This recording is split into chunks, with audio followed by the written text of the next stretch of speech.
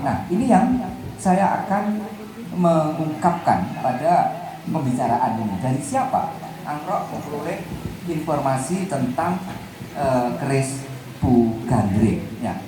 Informasi itu didapati Anggrok itu dari ayah angkatnya, ya, yaitu dari Bangu Samparan, ya. Diperoleh atau didapati dari ayah angkatnya, yaitu Bangu Samparan. Menurut keterangan dalam Pararaton, Bangu Samparan yang menarik perhatian kita tidak hanya menginformasikan bahwa untuk bisa membunuh Tunggul Ametung itu yang dikatakan sebagai tangguh, orang yang memiliki kesaktian, itu kalau hanya keris biasa, bukan bertuah, itu belum tentu bisa melukai, gitu ya. Belum tentu bisa melukai atau belum tentu bisa membunuhnya, karena itu perlu keris yang bertuah. Bahkan tidak hanya itu, tidak hanya menyatakan bahwa dibutuhkan keris bertuah, tapi bukan dari Bangu Samparan juga menginformasikan kalau membutuhkan keris macam itu kepada siapa memesannya. Nah, itu atas informasi, atas petunjuk dari Bangu Samparan, ya. Yang menarik perhatian kita itu dalam kaitan itu, ya, keterangan itu, ya, tentang pemesanan itu, ya. Nah, saya akan kutipkan, ya, keterangan di dalam Pararaton, ya. Sebentar ya, saya kok ada satu lembar yang hilang tadi. Oh, ini apa? Ya. Jadi saya kutipkan saja, ya. Jadi muasal informasi tentang adanya pandi keris yang handal, pandi keris yang piawi, yaitu yang bernama Bu Gandring. Informasinya kita dapati pada Pararaton, dan yang menarik Pararaton juga menyebut kata pandi. Ya, saya akan bicara tentang pandi, ya. Sebutan pandi itu masih digunakan hingga sekarang. Ada yang menulis pandi, tapi ada yang menulis pandai, ya, pandai, itu ya. Sebenarnya kata dasarnya adalah panda ditambah i, ya. AI itu kemudian jadi e, sehingga pandai itu vokal ketemu vokal itu mengalami sandi menjadi AI itu menjadi e, sehingga disebutlah kata pandi. Nah, kata pandi itu masih kita kenal hingga sekarang, ya. Walaupun jumlah pandi itu turun drastis, ya, sekarang sudah jarang dijumpai, gitu ya. Bahkan dulu kita mendapati tempat-tempat yang menjadi sentra pandi, sentra penempa logam. Jadi pandi itu ditandai lebih dispesifikasi dengan logam tempa, beda dengan logam yang tuang, cor, misalnya cetak. Tapi ini logam tempa, ya, logam tempa. Nah, ada tempat-tempat tertentu itu di mana di tempat tersebut didapati tidak hanya satu pandi, tapi didapati sejumlah pandi, sehingga tempat yang menjadi aglomerasi, tempat berkumpulnya para pandi, sentra para pandi ini sebutannya menggunakan unsur nama pandi ditambah kata an, pandian, kampung pandian. Nah, itu masih kita dapati, ya, di di Purwantoro itu masih ada kampung namanya Pandian. Kalau kita lihat sekarang, Pandinya sudah ada di situ. Jadi yang tersisa hanya namanya saja. Pandi penempa logamnya sudah real tidak kita dapati, ya. Ini tergambar pada toponimi malahan, ya. Baik, jadi kata pandi disebut, ya. Informasinya begini.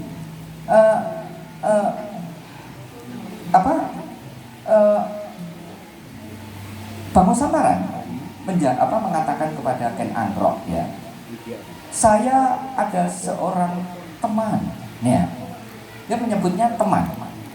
Dalam bahasa Jawa Tengahan itu digunakan istilah mitra ningsun, mitra ingsun, temanku, ya. Jadi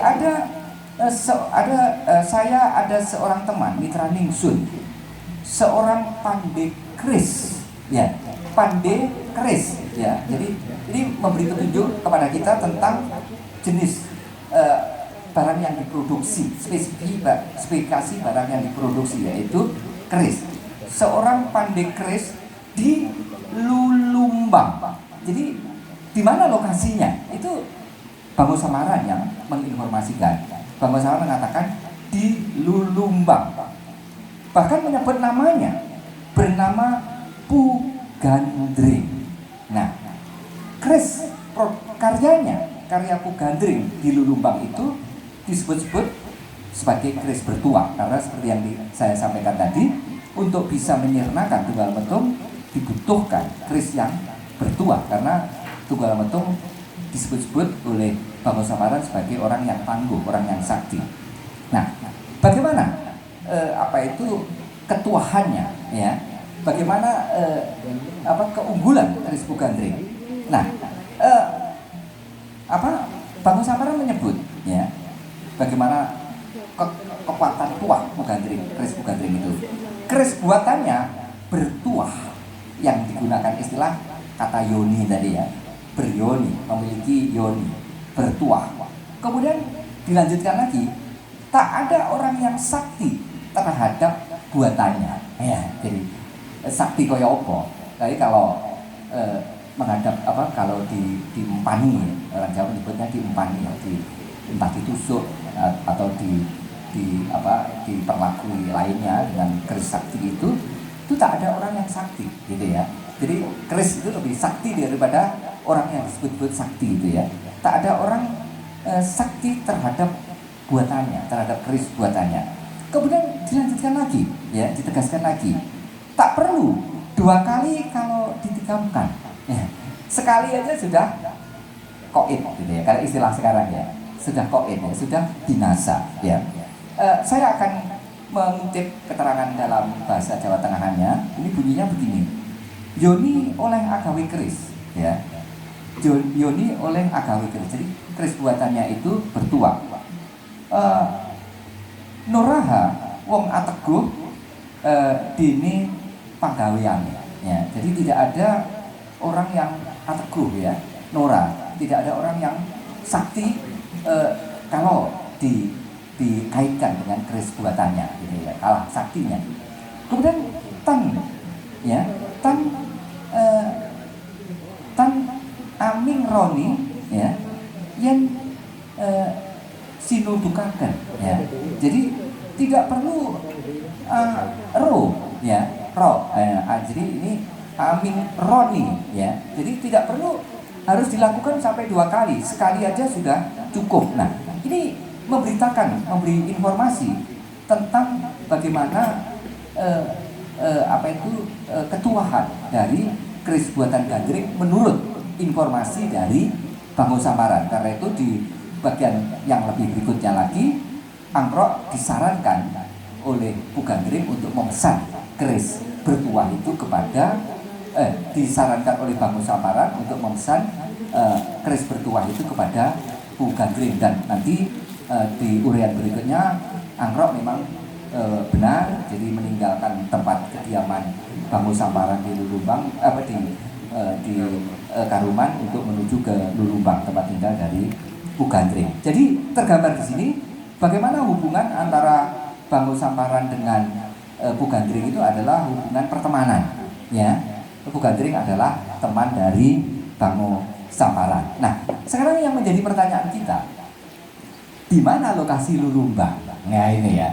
Di mana lokasi Lulumbang, ya? Di mana lokasi Lulumbang? Nah, tergambar bahwa kalau kita menelisik pada keterangan di dalam Pararaton, tergambar, kalau menurut saya, ya, menurut bacaan saya, tergambar adanya 2 Lulumbang, ya. Adanya 2 tempat yang bernama Lulumbang. Saya akan mengidentifikasikan satu persatu dari 2 Lulumbang itu. Yang pertama yaitu Lulumbang yang berada di timur Sagenggeng, ya. Lulumbang yang berada di timur Sagenggeng, ya. Pararaton mengisahkan bahwa setelah Anggrok menamatkan pembelajarannya kepada Guru Janggan di Sagenggeng bersama teman karibnya yaitu Tita, Anggrok membuka ladang yang oleh Pararaton disebut dengan ladang Sanja, ya, di sebelah timur, di Brangetan, ya, seberang timur dari Sagenggeng. Disebut Brang karena ada sungai yang melintas.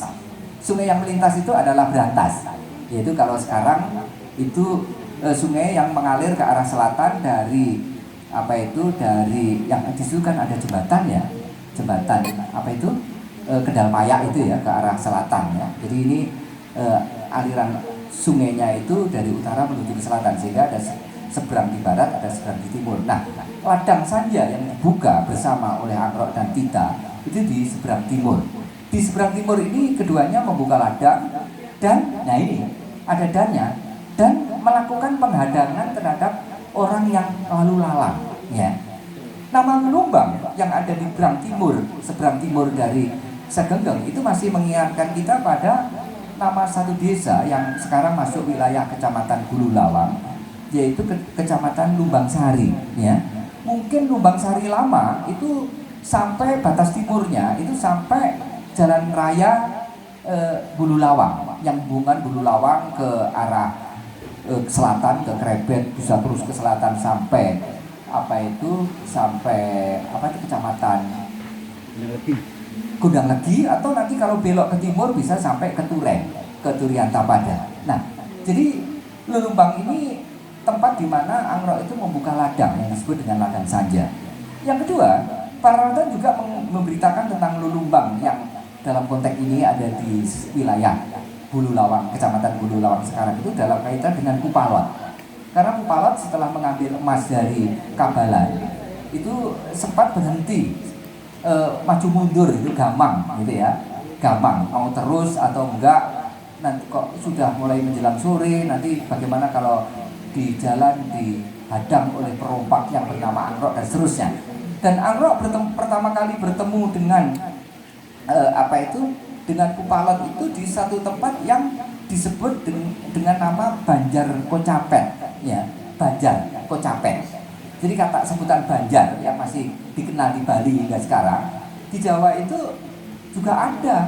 Karena itu banyak tempat di Jawa yang entah itu desa atau dusun namanya Banjar, Banjar Tengah, Banjar Arum, Banjar macam-macam. Itu mengingatkan kita pada, saya kira pada apa yang sekarang di Bali disebut dengan Banjar, yaitu Banjar Kocapet. Banjar Kocapet itu mungkin semacam anak desa dari desa Lulumbang, tempat di mana Angrok itu bertemu dengan Kupalot itu. Mungkin ini kalau itu dusun ya dari desa Lulumbang itu Lulumbang Etan ya, Lulumbang yang kalau Lumbang Sari itu sekarang kan agak di barat ya, agak di dekat ke arah Brantas itu. Ini yang Lulumbang Etan itu yang Banjar Kocapet itu. Nah, ini yang pertama ya. Jadi tergambar bahwa kan Kupalot itu mau pulang ke rumah tinggal, ke mandalanya di Turian Tapada dan ketemu Angrok di Lulumbang.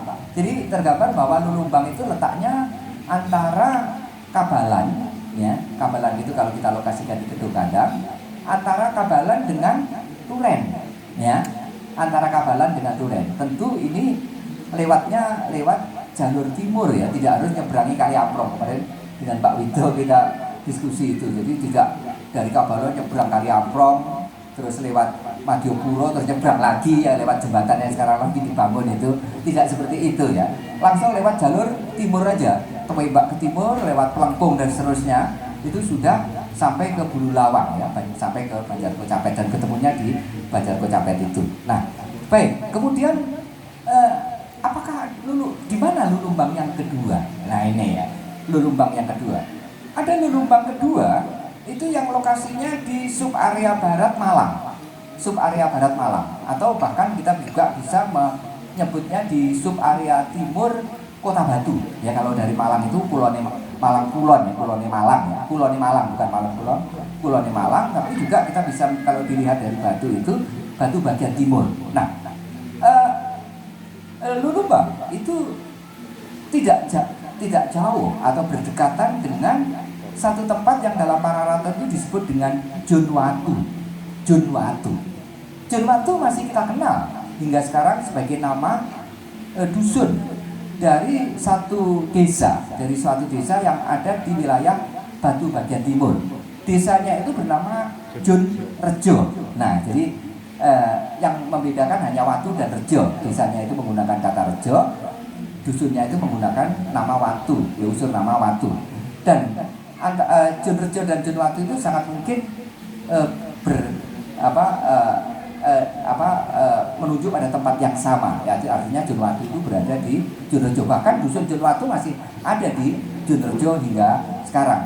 Kemungkinan nama desa kunonya bukan Junrejo, karena desa-desa yang memiliki unsur nama Rejo itu kan banyak kan, titik-titik Rejo, titik-titik itu nama-nama baru gitu ya.